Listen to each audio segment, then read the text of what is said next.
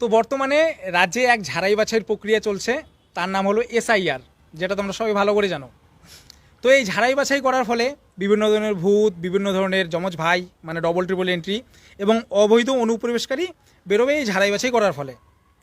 তো আমাদের রাজ্যের রাজনৈতিক দলের প্রতিনিধিরা কি বলছে সেটা একটু সাইডে রাখলাম, ঠিক আছে? কারণ তারা আমাদের রাজ্যের নাগরিক, তাই আমাদের রাজ্যের ভালো মন্দটা আমাদের রাজ্যের নাগরিক নির্ধারিত করবে, কোনো অবৈধ অনুপ্রবেশকারী নয়। তো ঝাড়াই বাছাই করার ফলে যে সমস্ত ভূত এবং যমজ ভাই বেরোবে, তো তাদের লেটা তো চুকে গেল, রইল বাকি অবৈধ অনুপ্রবেশকারী এবং রোহিঙ্গা।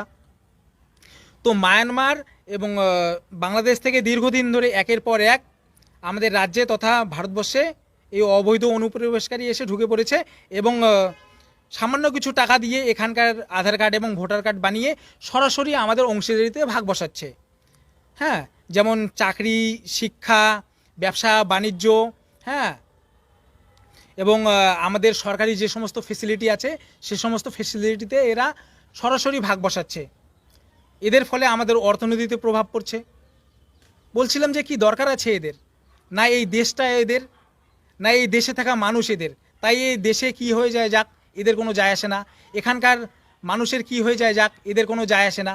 এরা শুধু আত্মসাৎ করতে আসছে এবং আমাদের রাজ্যের এবং তথা দেশের ডেমোক্রেসি বদলাতে আসছে, তাছাড়া এদের আর কোনো কাজই নেই।